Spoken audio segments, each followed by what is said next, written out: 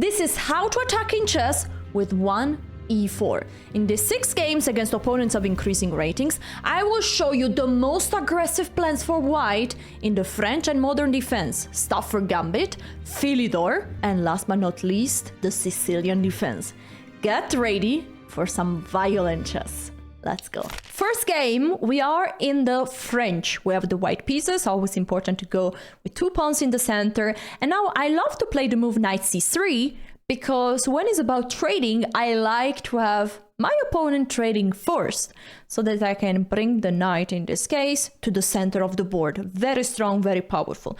My opponent played the move c5, which is already a blunder because I'm going to win material. I'm going to take first here. The pawn has to take back. And then I'm going to take the other pawn. They have to take back. There we go. And once they take back, opa! Who is defending this guy?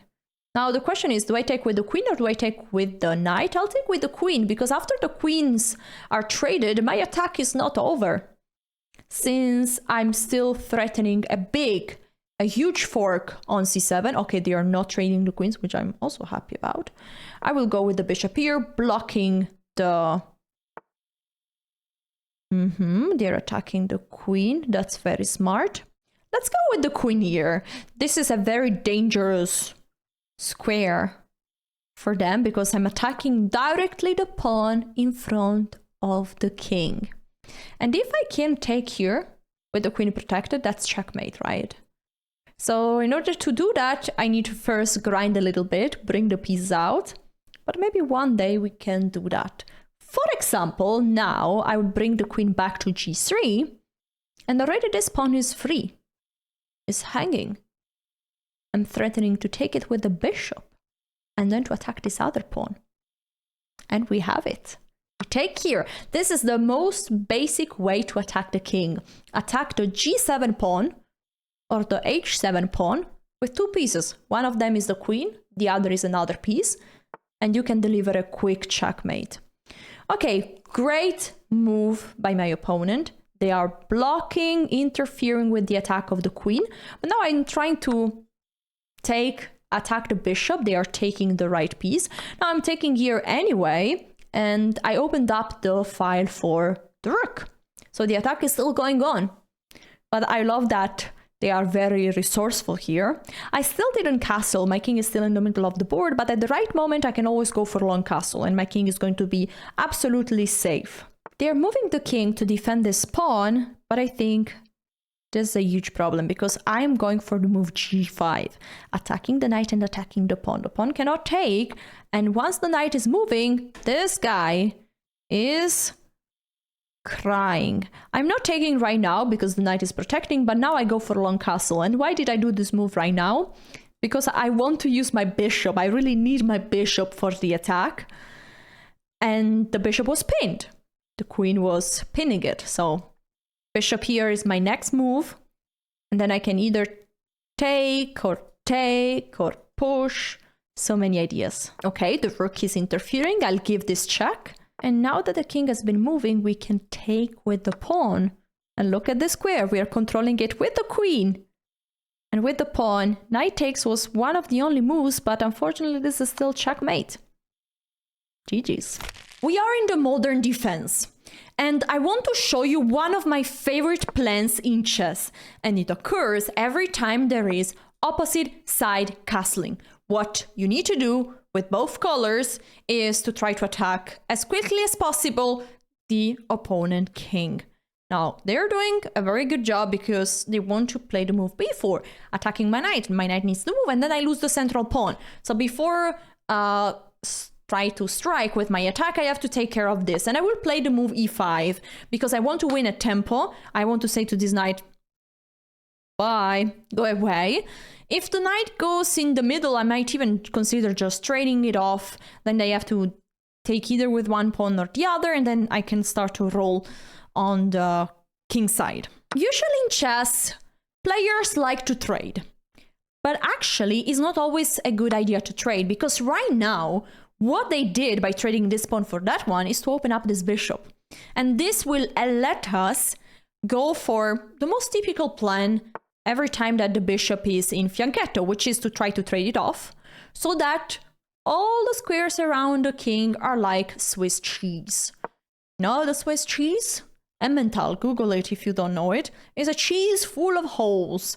And this is how exactly the position of black will look like in a few moves. Plus, this knight is running out of squares. The knight cannot go in any of the backward squares, and this is not a good signal.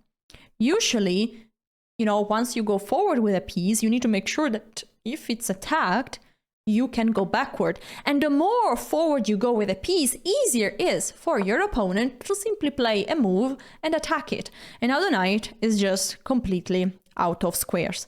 Plus, the moment I'm taking it, I'm going to open up my rook, attacking directly on the h-file. They are moving back the knight, but now I can take it for free, and I'm quicker to, execute my plan. I want to trade this bishop, bring the queen here. I can pre-move this move, because if it happens, this will be the quickest checkmate, one of the quickest checkmate that you can have in chess. They are not trading, and this is very smart for them, because my knight were ready to help the queen to deliver a checkmate.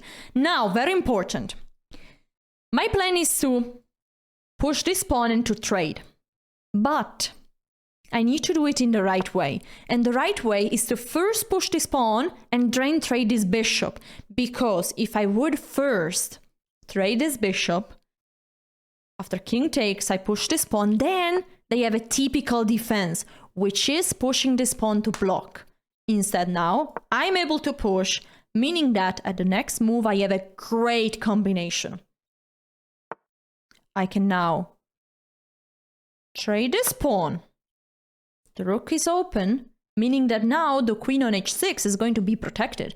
So it doesn't matter how they take. Probably to take with the f-pawn is the better way, because the king is at least getting an escape room. But now the queen is joining.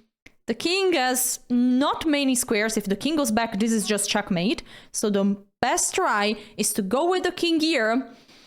But this is gonna end really quick anyway, because we have a knight jumping on d6 really soon. Well, that's an unfortunate square. And there we go. Kiss of death. The Philidor defense. And I will show you how to treat this opening. In general, it's a bit of a shy development for black, because look at this bishop. He's saying, really? Why did you have to penalize me? Because now the bishop will have to go on e7. The bishop is inside the box, so it's not okay. I was shortly calculating if this pawn is hanging, but they were counterattacking the e-pawn, so either if I win, it's not such a big deal. Okay, this is now very interesting, because I think now I can take. Yeah, I'll take here, and after pawn takes, I'm going to trade the queens. And this leaves us in a very interesting endgame, because if they take with the king, they can no longer castle.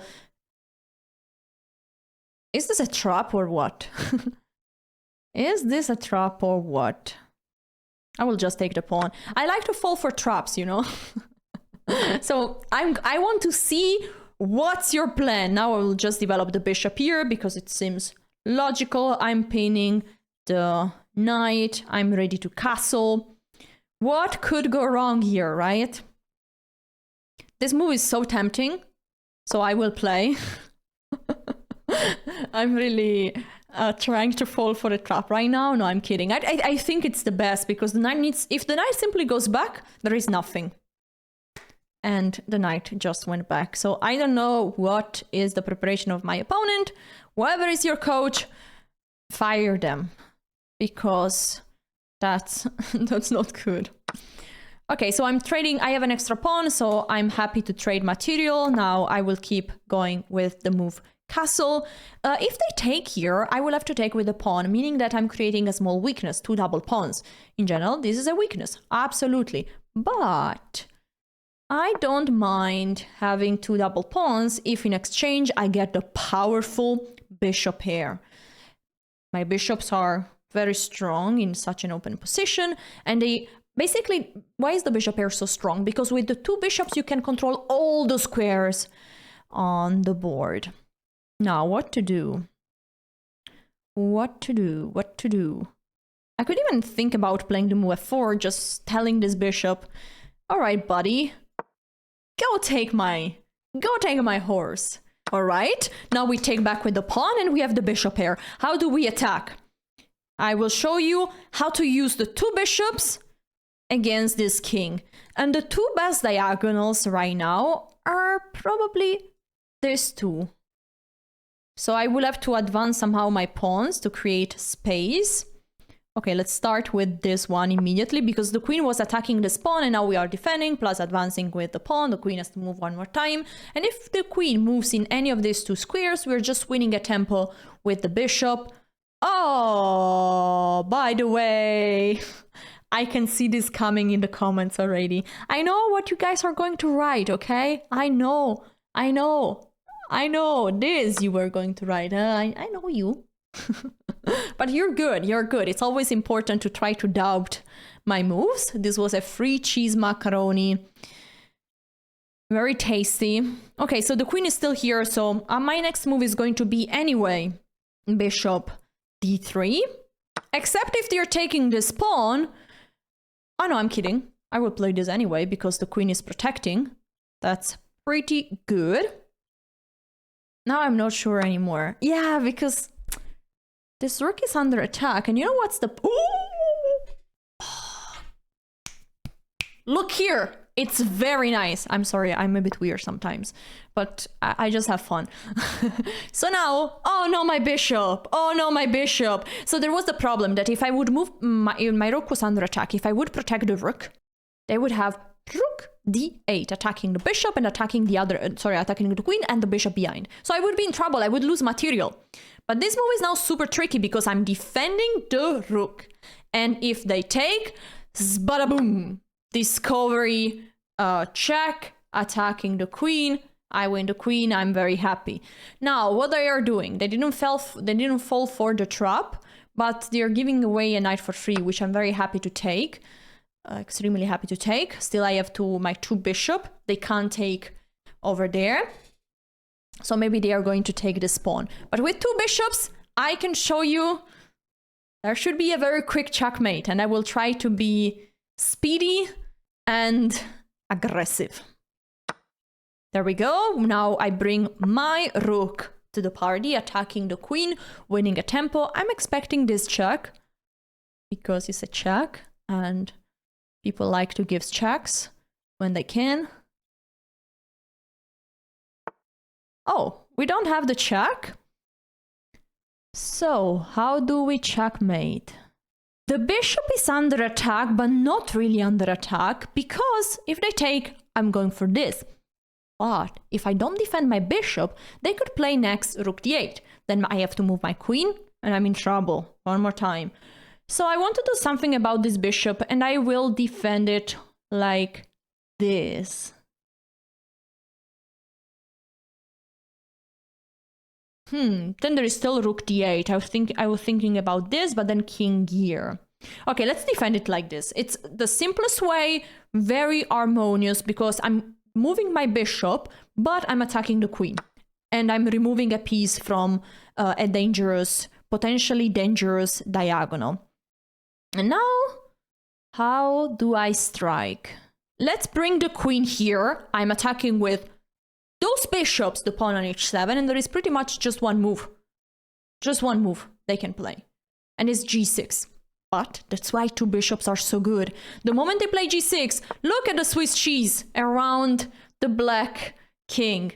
What I can do now is to go with my bishop here or on b2 and then to deliver a nasty checkmate on g7. Can they stop it? Let's see. And the answer is no, because rook here is doing nothing to stop this move.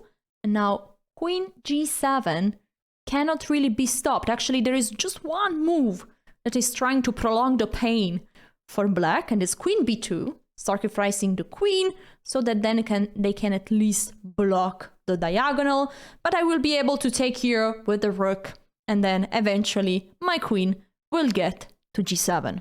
And GG's. Oh, so they are playing the Stafford Gambit, which I know exactly how to deal with.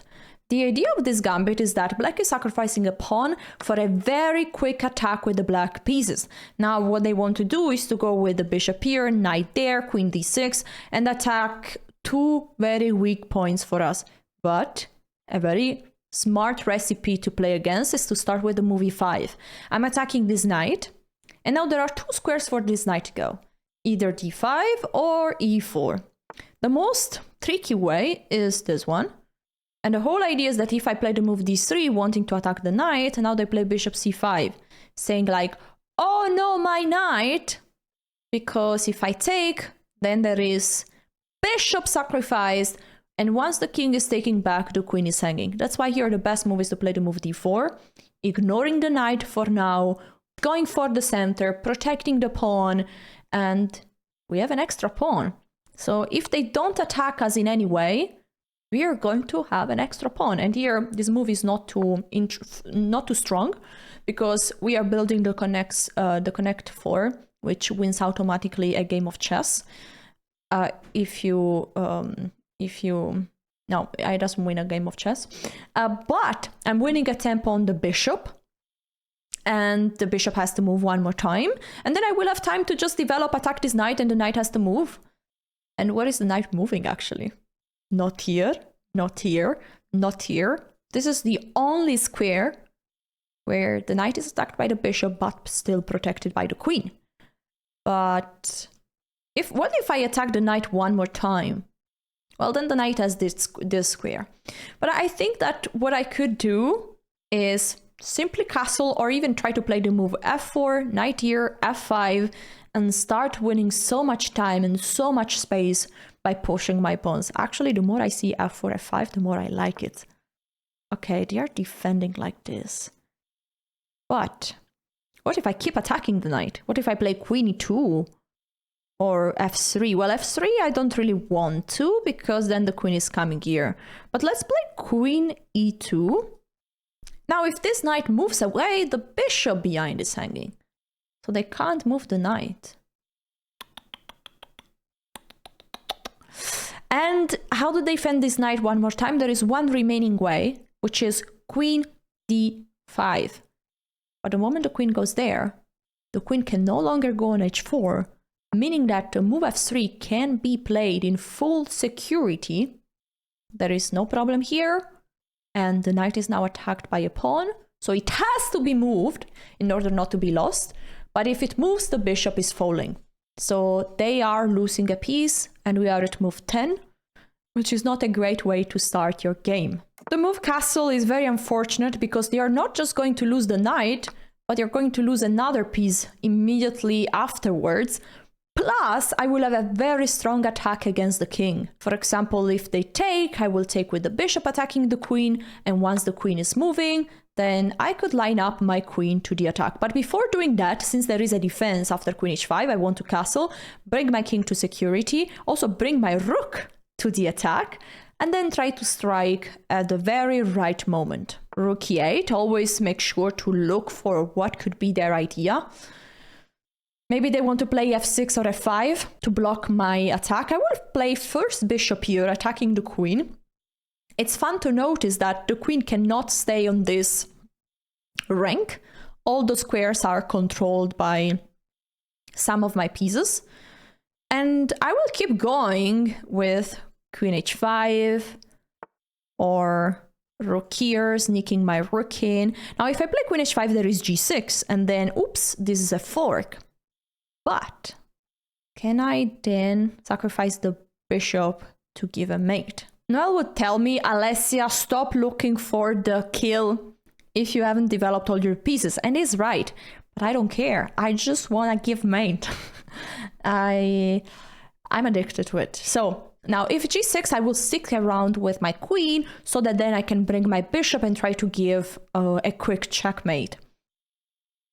And the only way to be honest, try to create a square long-term for the king is to play the move f6. But now this is no longer possible. And the moment they play g6, then the move f6 is going to be really hard to play, since I will be able to sacrifice my bishop over there. Now, what is my plan? My idea is that I have 2 extra pieces, so I don't really care about sacrificing one if I have then a very strong attack afterwards.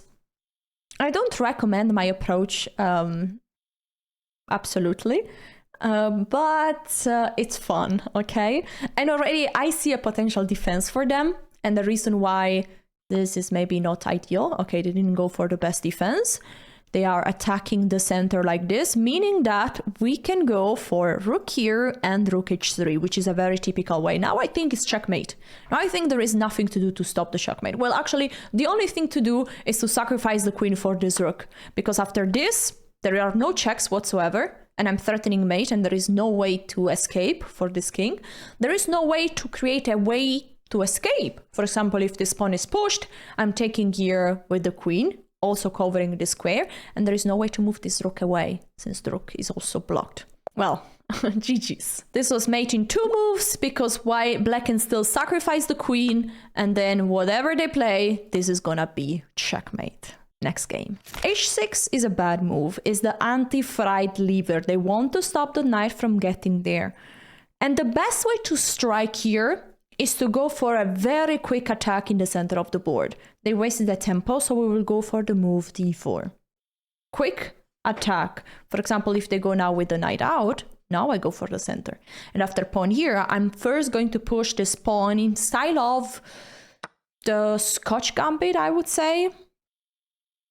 Okay, they are taking this other pawn, but this is very dangerous, because after this, how is the knight going back? The knight, the typical way for the knight to come back with these 2 squares is blocked right now. So they need to be careful. A typical move, yeah, this one is tricky, because already after this, they have to take with the pawn, right? And then they have some weaknesses. But what I'm thinking of is there some tactic related to queen d5 or sacrificing and then queen d5? Okay, we already have a way to win a pawn, right? So we can take here, and after pawn takes, we play queen d5. I'm thinking which one is... Okay, this one is good because I'm also protecting this pawn, which could be attacked by the knight. And after queen e7, which to me seems like the only move to defend this, then I play bishop takes. Attention! Because after bishop here, queen takes, this is not made, the king has this square, and I gave away a piece. So that's not necessarily good. That's why I'm going to develop and stay calm. Because actually they still have a problem. They still have a problem that this king is in the middle of the board, and they don't really have a way to attack, to develop. I just saw one move and then I said the word attack, and this taking here, which is threatening mate. And then I would have to trade the queens, but it doesn't work, because after this I have the in-between. Check, the king has to move, and then I can at least play this move to defend the potential problem. d6 is a good move in general. They are trying to bring out the bishop, but after this... Now they can't take back with the queen, because I will be taking here again.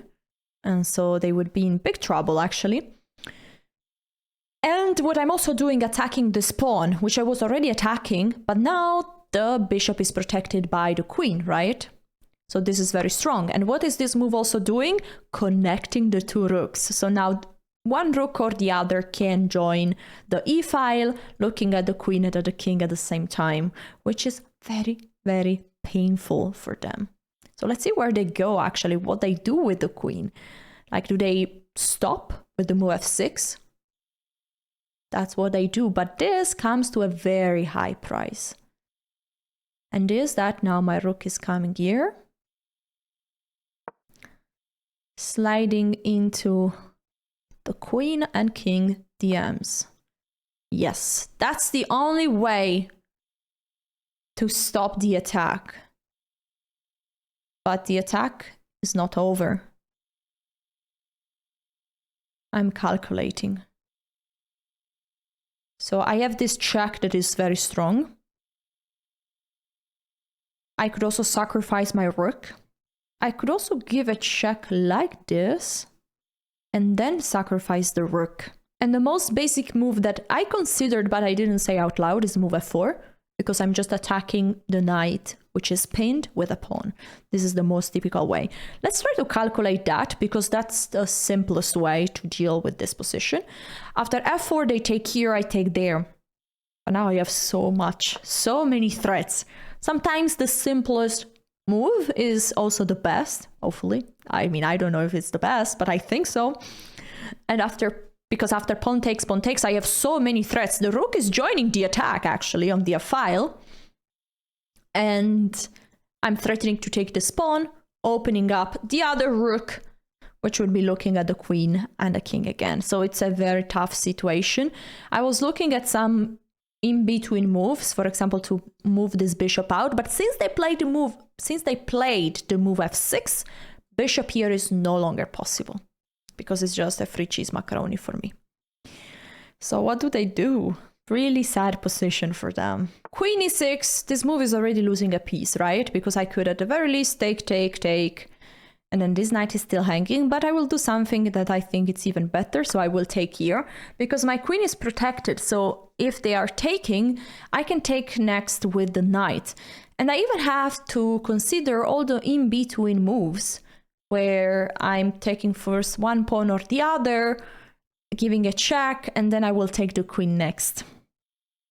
Can be a good idea, but I need to calculate carefully, because the queen could block the check by defending itself, no? I mean, of course, I still attack it with the rook, but I would have to give away my rook for the queen, so the calculation is complicated there. But let's see what they do. If they trade the queens or if they take here. I really hope they take there, because then I have a quick attack. I would like to keep the queen. Oh, my cheese macaroni. Oh, my cheese macaroni. I really would like to do that, but I need to calculate. So after this, if they take with the pawn, is checkmate. They don't have to take with the pawn. They could also take with the queen. Then I have a check. The king is moving there, and I can give a check with the other rook. The king cannot move. If this bishop covers, is checkmate. But what if this bishop covers? Let's not forget that the queen is also threatening a countermate there. So not sure if that is the right move. But I found something beautiful. I'm going to sacrifice the rook, and I think this is brilliant. Because after queen takes, I'm not going to give the check there. Oh, I will show you in the analysis.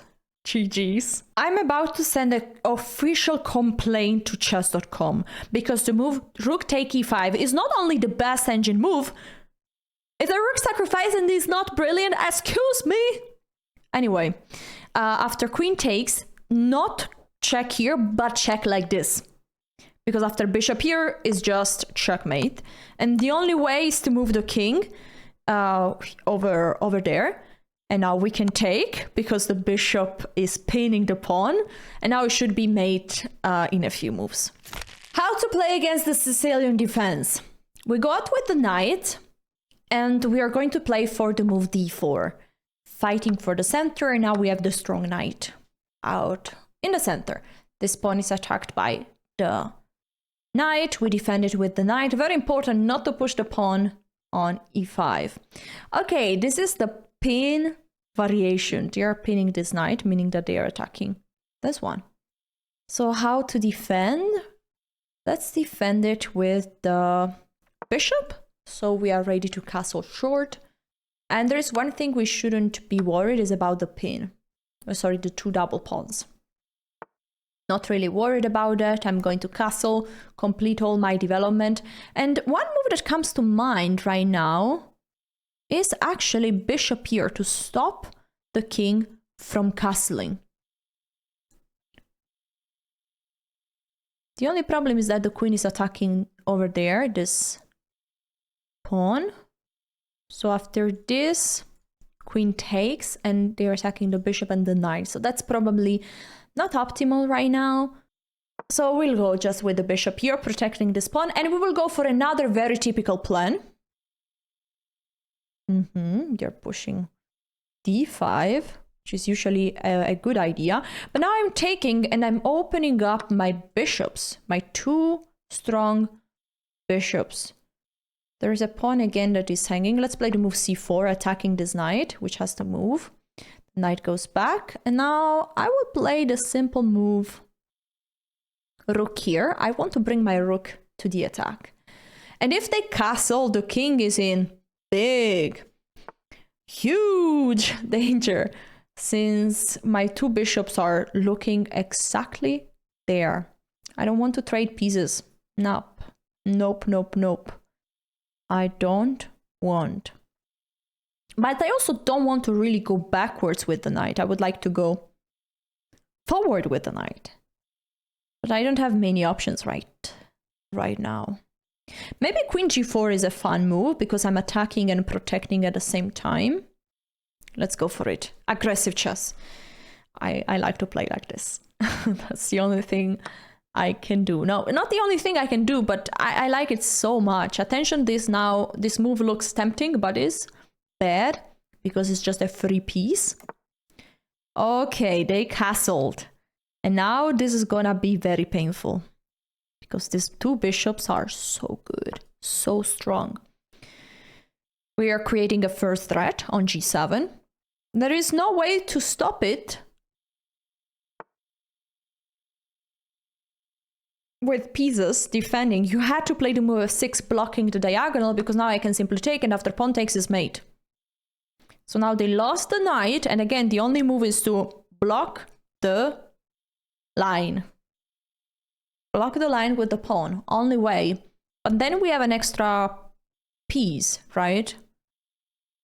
So we can just trade off and win the endgame or GG's. Quick analysis in this position, the move f6 was needed, but white has still a nice advantage, is +1, but we have no extra pawns.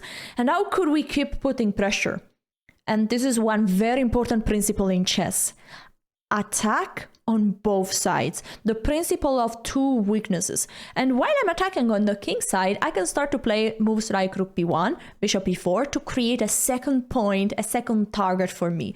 There are so many ideas here. Bring the rook on the h file, bring the queen here to threaten another mate.